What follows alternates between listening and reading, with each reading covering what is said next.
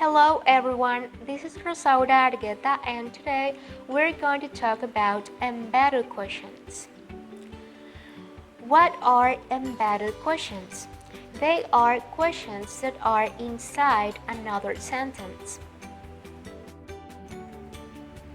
Embedded questions are more polite than direct questions. Let's see why. A direct question is an informal question we normally ask to friends, family, or very well-known people, trusted people. For example, when is the next bus to town? On the contrary, an embedded question is a polite way to express something we don't know, make a request, or ask for information to strangers. For example, excuse me, could you please tell me when the next bus to town is?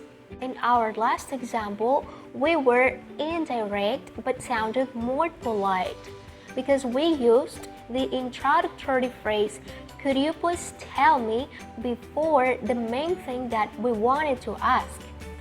And here we have a list of some other introductory phrases you could use whenever you need to make embedded questions. For example, I don't know, I'd like to know, do you know, can you tell me, I can't remember, can you remember, let's ask, we need to find out, I'd like to find out, I wonder, I'm not sure, it doesn't say, could you explain, I can't imagine. Now let's study the rules for embedded questions. Number 1. If the embedded question is inside a statement, use a period at the end of the sentence. For example, direct question, where are my keys?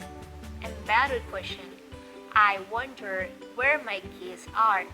As you can see here, the introductory phrase I wonder is composed of subject plus verb, which means that it is part of a statement. So, for this phrase to make sense, I need to add a complement, where my keys are. Now that I have the full sentence, I wonder where my keys are, I add period at the end. Let's continue. We are going to use a question mark at the end of a sentence only when the embedded question is inside another question. For example, direct question, who is our server? Embedded question, do you remember who our server is? Introductory phrase and first question, do you remember? Second question, who is our server? So here we have one question within another question. Do you remember who our server is? And that's why we add question mark at the end. Number 2. If the question is in the present or past simple verb tense, omit the auxiliary verbs do, does, and did, and change the verb to its appropriate form. Direct question, why did they order pizza? This question is in the past simple because we have the auxiliary did. Our embedded question would be, I wonder why they ordered pizza, not I wonder why did they order pizza. In this case, we omitted the auxiliary did and changed the verb order to past form.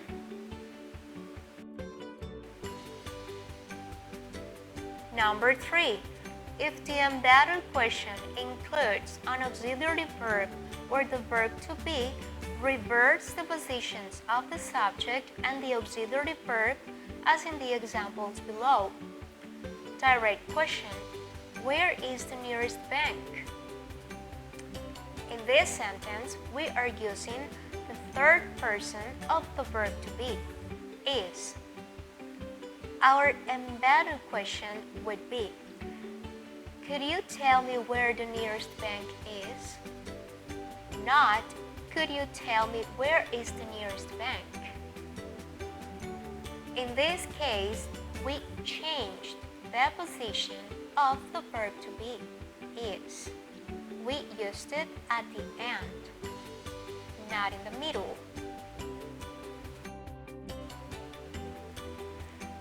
Number 4. Begin embedded yes-no questions with if, whether or not. Remember, whether is more formal. Direct question. Did they deliver the package? Embedded question. Do you know if they delivered the package? Do you know whether they delivered the package? Do you know whether or not they delivered the package? As you can see here, we used different ways of asking the same thing. Number 5 and last.